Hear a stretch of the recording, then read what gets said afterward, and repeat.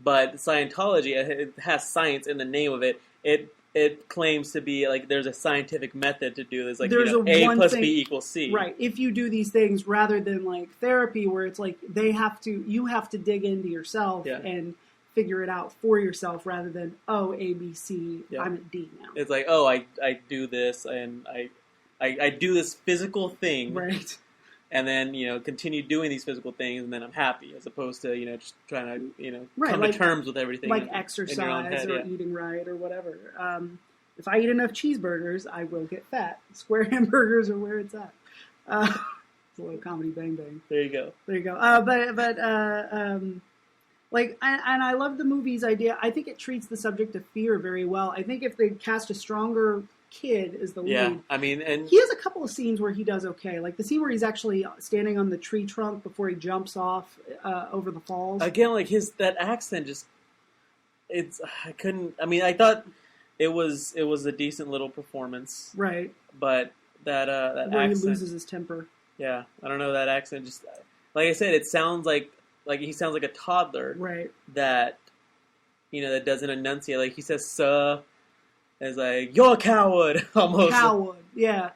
That's how my 3-year-old daughter talks. Like, yeah, or the plantation owners in Django Unchained. Like it's that like those three people. If I heard, my daughter. Yeah, if they were behind a door and then like put headphones on and like one of those three people said something and they're like, "Which one was that?" I was like, I don't know. Was that Jaden Smith? Like, no, that was your daughter, dude. Like, oh shit. Oh, I love you, rascal. Yeah, apparently the South did rise again in space. In space, we're like this. This is a fresh start. We can just sneak in.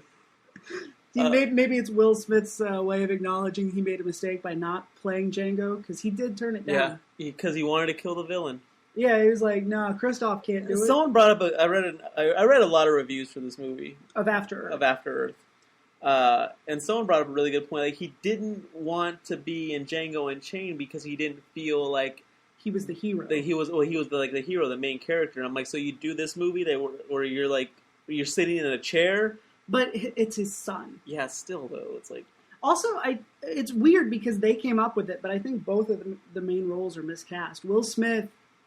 They should have been flip-flopped. He's dead-faced in the movie. Like he's not acting. He's like reading. Yeah. Like there's not an emotional journey for that character. Like he doesn't. You don't feel like there's something behind his eyes. Like it just feels like he's bored. I mean, there are times where you can kind of tell, like, he's like near tears.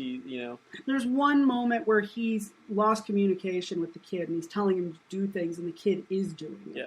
Like where he's telling him, take a knee, get in touch with your surroundings, go to the mountain. And the kid is figuring it out on his own. But still, it sounds like he's doing it because he's a general, that's his soldier. He's not. It doesn't seem like it's father and son. He does say good boy at one point. He says it like 4 times in a row. Does he? Yeah. I don't know. 4 times in a row. Good boy, good boy, good boy. Good boy, good boy. So he's got OCD. Like, you watch Unbreakable, and there's a lot of pain between Bruce Willis and that kid. Like, you feel it in every time they're on camera together. And I feel like Shyamalan still got that instinct, but he's lost the ability to communicate it. Or maybe just because of the characters. I mean, like, there's nothing about Bruce Willis's character in Unbreakable that says, like, you have to be completely stoic. Right.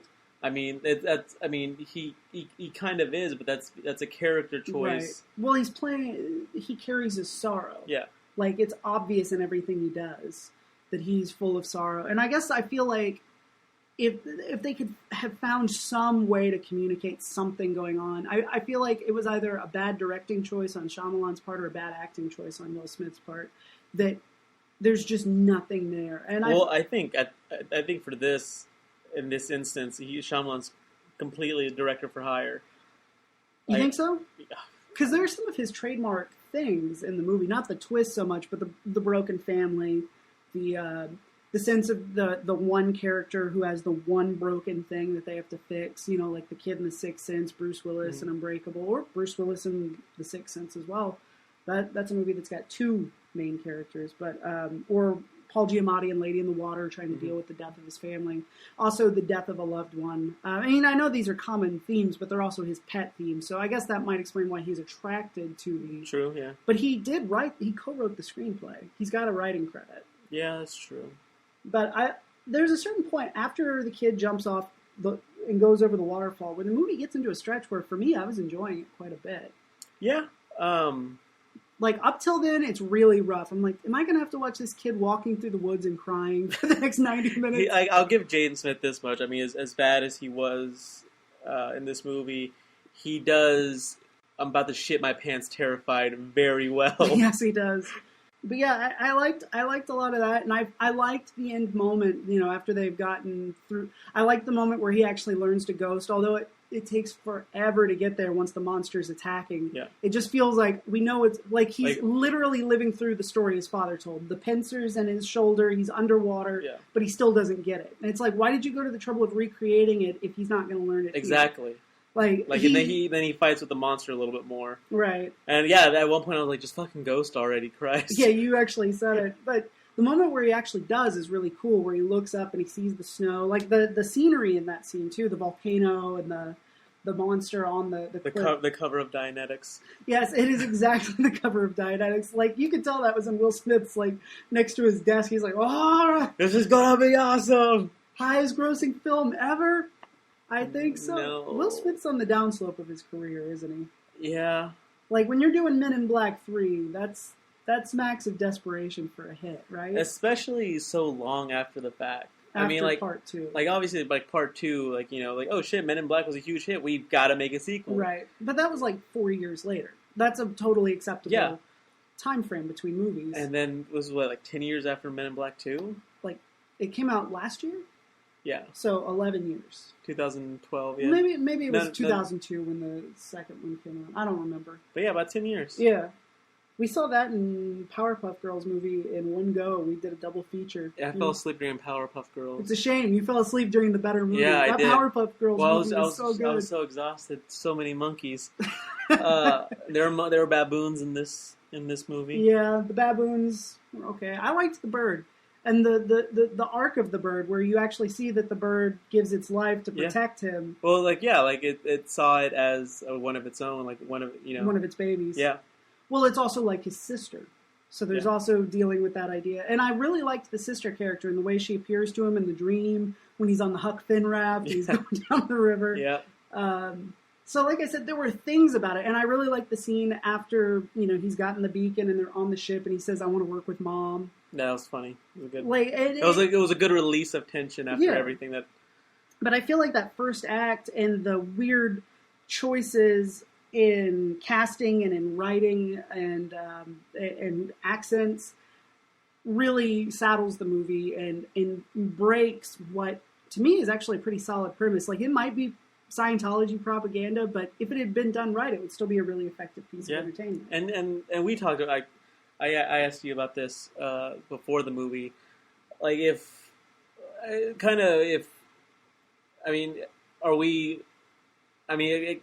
seems kind of obvious that it is some kind of sci-type propaganda, just because Will Smith's so much a part of the church. Yeah, affiliated with the church. But is it, or are we just like finding things that aren't there? Because I brought the point to you that that you can pretty much like view any kind of art through any kind of lens and be like, oh, your Fight Club is about Christianity because you're supposed to. Get rid of all these materialistic things and build yourself in the image of be more like the person who you see as as perfection. Well, I think something my dad said to me once, some fatherly advice he gave way back when was, don't jerk off more than 6 times a day. Yeah, you will bleed cum. You will cum blood. You will bleed cum. Yeah, I was like, bleeding cum doesn't sound so bad. Maybe then I wouldn't have to jerk off so much if I just started cutting. There's a practical solution. Nailed it. Got it. But no, what he said was, you're going to find reasons to believe what you want to believe. Like, if you believe that there's a God, you'll find reasons to support that. If you want to believe that there's not, you'll find reasons to support that. Wise man. Sometimes.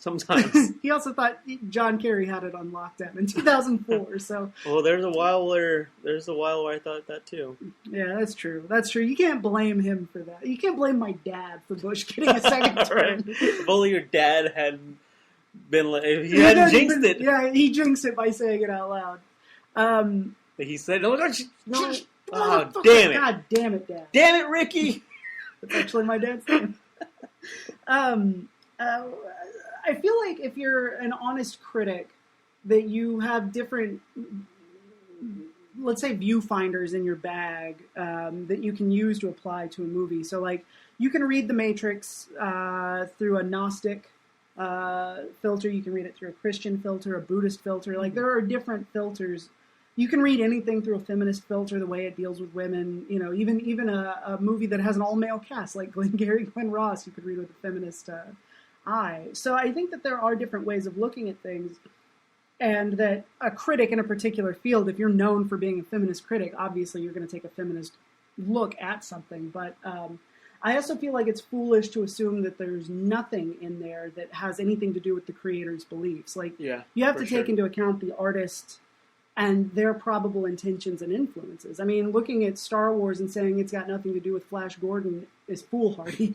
Foolhardy. You will lead yourself down a road to critical ruin.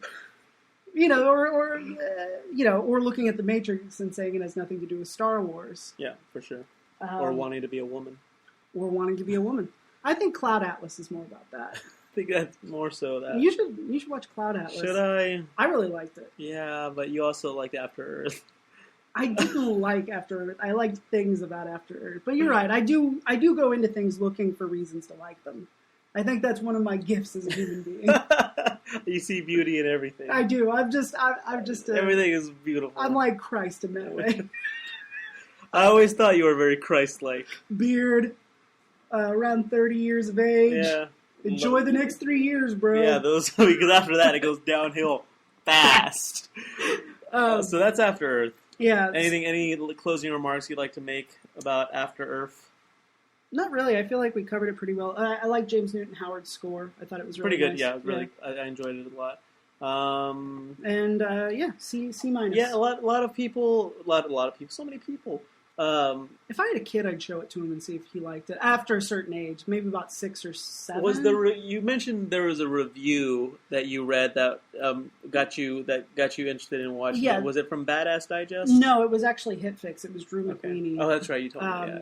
He gave it a B-, and he said, if this had been released in a certain time frame, there would be a group of kids who'd grow up loving it the way that they love The Goonies, or all those movies that are basically aimed at kids and hit kids square between the eyes, but aren't necessarily good movies. Yeah. Like The Sandlot, Sandlot's a good movie because it is essentially a boy's adventure film. Yeah. It's about a boy, a young boy who has to accomplish something. Nut up. Yeah, basically, who has to become a man. Yeah. It's an initiation story. So I really like what the movie's trying to do, even if it doesn't always succeed. I really admire the ideas that went into it, even if they do lead back to Xenu. Xenu. You know what? If Christ is a good way to get a story, Xenu actually is for sure a story. Yeah. So why not? Written by one of the most beloved sci-fi authors of all time, if you believe the back of his books. And if you also believe Mitt Romney. Yes. Battlefield Earth, according to Mitt Romney's his favorite novel. Paul Ryan, his running Not even his favorite sci-fi novel. He's like, this is the best. It's like, Crime and what? The Great Who? He's a Mormon, but he loves the sci-type book. That's crazy. What's also even crazier is his running mate, Paul Ryan. Wasn't that his name? Yeah. Atlas Shrugged was his favorite book, which also stupid book, but so much smarter than Battlefield Earth. Like, it's like night and day the amount of brains that went into one. That's not to get too political. Yes. To quote Mrs. Chang from Rushmore, the whole I'm pretty sure as far as like the Tea Party movement goes, like them and Ayn Rand, they're thick as thieves. Right. She'd probably think they're ridiculous, but they love her. She hated the libertarian movement in her time. So think about that if you're in the Tea Party. Think about whether your hero would actually like you or not. Think about that. Think about it. Trek Talk? Yeah, let me grab another Coke Zero because I got a problem. Will you get my Kickstart, please? Yes. I need a new Kickstart. So we started the Next Generation last week. We're going to continue with the Next Generation this week and next week and the week after that. This week we'll be discussing the Naked Now, Code of Honor, and the Last Outpost. Naked Now being pretty much a next generation remake, a next generation remake of the Naked Time. So much so that they actually go back and read about the original case in the computer like file. What happened, like so that they can solve the problem.